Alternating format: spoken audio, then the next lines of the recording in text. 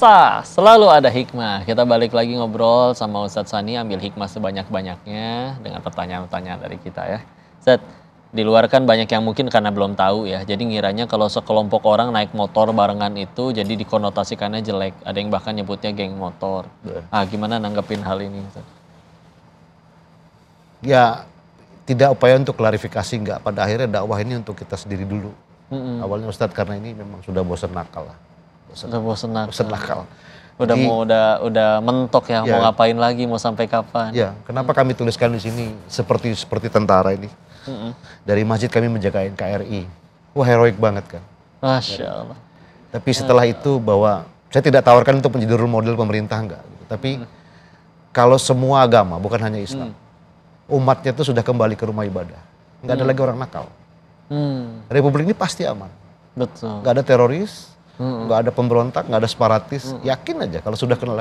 Karena nggak ada satupun agama yang mengajarkan tidak baik. Betul. Semua baik. Iya. Soal benar, ya itu keyakinan masing-masing. Mereka juga nggak akan nyolongin duit rakyat Nggak terus. bakal, nggak mungkin tokoh agamanya mengajarkan nakal. Iya, Maka pasti Republik ini terjaga. Maka kami berani mencantumkan dari masjid kami menjaga NKRI. Kami ini pejuang juga. Masya Allah. Nah dari situ nanti pada akhirnya masyarakat tahu ternyata anak motor ini nggak juga nakal. Gitu. Iya, jadi nggak perlu kita ceritakan bahwa kami nggak nakal lagi, nggak lah. Iya. Jadi kata guru saya itu, kalau kamu menghentikan kenakalan kekacauan di negeri ini, kamu berdiri di depan cermin dan kamu berniatlah untuk saya tidak nakal. Kalau semua orang di dunia ini menyatakan diri di depan cermin itu tidak nakal, maka nggak ada kenakalan lagi.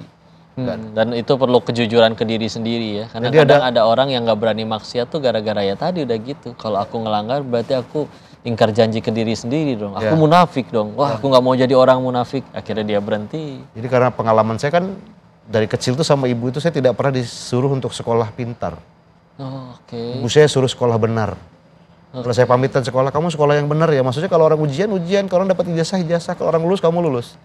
Dia nggak tekankan nilai, enggak. Nggak harus ranking, nggak harus juara. Terus dia bilang, saya nggak penting kamu apapun, yang penting kamu sholat. Jangan tinggalkan sholat, nak. Jadi ternyata orang tua itu tidak perlu oleh-oleh yang begitu banyak kalau kita udah sukses di perantauan. Dia lihat kita sholat aja, itu lebih dari berkilo-kilo emas ketenangan hatinya. Kenapa? Dia sudah sore, sudah menjelang ajal, dia takut dengan siksa kubur yang anak-anaknya tidak soleh, tidak soleha. Dia paling takut itu, dia nggak perlu pendirian apapun, dia nggak perlu oleh-oleh makanan enak, nggak penting. Dia saksikan kita berwudu dan sholat tuh, wah kita yang sudah punya anak, lihat anak kita sholat tidak disuruh itu, rasanya gimana? Masya Allah. Anak kita, kemana kamu ngaji pak gitu, wah rasanya udah lebih dari segalanya lah. Iya. Saya sering bilang sama teman-teman, saya tidak mengajak kalian untuk baik, cuman berhenti untuk mendakwahkan kemaksiatan. Karena tidak ada orang tua kita yang, terutama anak teman-teman bikers yang sudah tua seperti saya lah, nggak ada yang anaknya rela mengetuk pintu, setelah pintu terbuka jatuh dalam keadaan mabuk, itu nggak ada yang ikhlas.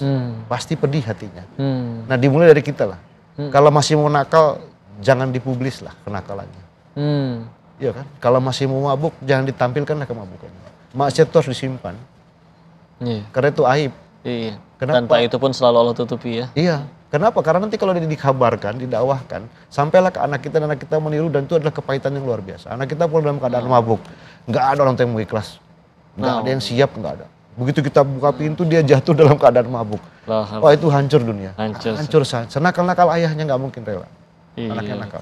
Nah sebelum itu terjadi, ya kita proteksi lah. Kita bangun suasana. Kan Ustadz Lim mengajarkan, suasana itu milik Allah. Kebahagiaan nggak bisa dibeli. Rumah itu kita taat, Allah bikin suasananya baik. Kalau rumah itu menjadi panas, cek aja. Lu deket nggak sama Allah? Betul. Kalau kita dekat, Allah akan suasanakan rumah itu jadi indah. Dan Rasulullah bilang, baiti janati, yang rumahnya sekecil itu. Iya. Tapi dia bilang itu surga dia gitu. Rumah kita gede kok panas. Rumah kita mewah kok panas. Gitu. Istri kita cantik kok kita nggak pengen pulang. Gitu. Kenapa? Rumah seperti neraka. Karena nggak ada sendiri yang nggak dihidup amal agama, Ustaz. Saya jadi penasaran nih, masa lalunya Bang Sani itu sebetulnya kesehariannya tuh kegiatannya apa sebelum memulai kegiatan? Pengusaha kah atau? Saya swasta, saya wira swasta. Di bidang apa? Dulu saya rekanan dan berdagang. Sampai sekarang kah masih? Udah pilih-pilih, Ustaz.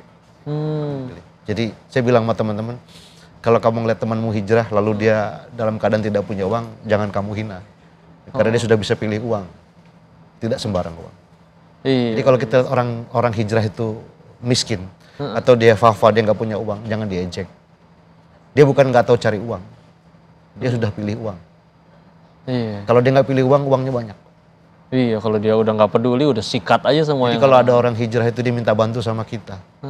Dia pilih kita untuk menjadi wasilah ngebantu dia dari Allah. Bantu. Kenapa? Dia pengen yang halal, Ustaz. Kalau dia masih campurin uang dia pasti banyak, Ustaz. Pasti banyak.